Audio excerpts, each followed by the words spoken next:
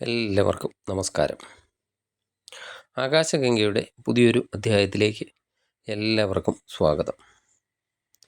വ്യാഴഗ്രഹം വീണ്ടും രാശി മാറുകയാണ്. 2025 മെയ് മാസത്തിലാണ് വ്യാഴം ഇടവൻ രാശിയിൽ നിന്ന് മിഥുനം രാശിയിലേക്ക് രാശി മാറിയത്. വ്യാഴം ഒരു രാശിയിൽ സാധാരണ ഒരു വർഷക്കാലത്തോളമാണ് സഞ്ചരിക്കുന്നത്. എന്നാൽ ഈ ഒരു വർഷക്കാലം വ്യാഴം 2 രാശിയിൽ കൂടിയാണ് സഞ്ചരിക്കുന്നത്. ഒക്ടോബർ മാസം 18-ാം തീയതി വ്യാഴം തൻ്റെ ഉച്ചരാശിയായ കർക്കിടകത്തിലേക്ക് പ്രവേശിക്കുകയാണ്. ഇപ്പോൾ വ്യാഴം മിഥുനത്തിലാണ് നിൽക്കുന്നത്.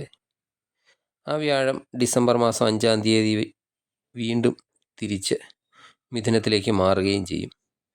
ഏകദേശം 58 ദിവസത്തോളം കർക്കിടകൻ രാശിയിൽ വ്യാഴത്തിൻ്റെ സ്ഥിതി തുടരുന്നതാണ്. വ്യാഴം തൻ്റെ ഉച്ചരാശിയിലേക്ക് രാശി മാറുന്നതിനാൽ 12 കൂറുകാർക്കും ദോഷം ചെയ്യുന്ന ഒരു അവസ്ഥയിലല്ല വ്യാഴം. മറിച്ച് വ്യാഴത്തിൻ്റെ നല്ല ഫലങ്ങൾ കൂടുതൽ ലഭിക്കുകയും ചെയ്യുന്നതാണ്. ഓരോ രാശിക്കാർക്കും വ്യാഴത്തിൻ്റെ ഈ രാശിമാറ്റം മൂലം ഉണ്ടാകുന്ന ഫലങ്ങൾ എന്നതിനെപ്പറ്റിയാണ് ഈ വീഡിയോയിലൂടെ പറയുന്നത്. 3-ാമത്തെ രാശിയായ മിഥുനക്കൂറിൽ വരുന്ന മകയിരത്തിൻ്റെ അവസാനത്തെ പകുതി ഭാഗം, തിരുവാതിര പുണർദത്തിൻ്റെ ആദ്യത്തെ 3/4 ഭാഗം വരുന്ന നക്ഷത്രക്കാർക്ക് വ്യാഴം ഇപ്പോൾ അവരുടെ ലഗ്നത്തിലാണ് സ്ഥിതി ചെയ്യുന്നത്, മിഥുനത്തിൽ. ആ വ്യാഴം 2-ലേക്കാണ് രാശി മാറുന്നത്.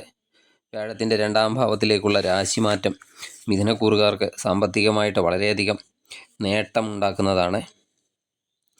സാമ്പത്തികമായിട്ട് ഇപ്പം ബുദ്ധിമുട്ടൊക്കെ അനുഭവിക്കുന്നവരാണെങ്കിൽ അവരുടെ ആ ബുദ്ധിമുട്ടുകൾ വരുന്ന ഒരു 2 മാസ കാലം ആ ബുദ്ധിമുട്ടുകളെല്ലാം മാറിക്കിട്ടുന്നതാണ്.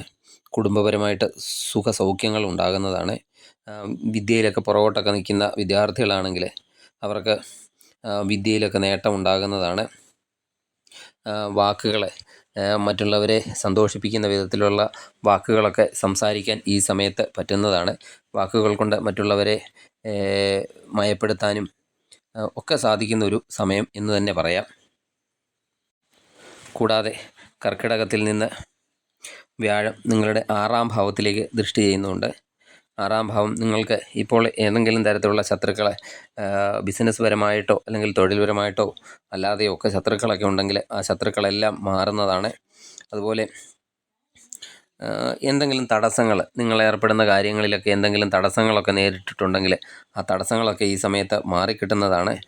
വയറ് സംബന്ധമായിട്ടൊക്കെ എന്തെങ്കിലും അസുഖങ്ങളൊക്കെ ഉള്ളവരാണെങ്കിൽ അവരുടെ ആ അസുഖങ്ങളൊക്കെ ഈ സമയത്ത് മാറുന്ന ഒരു സമയമാണ്.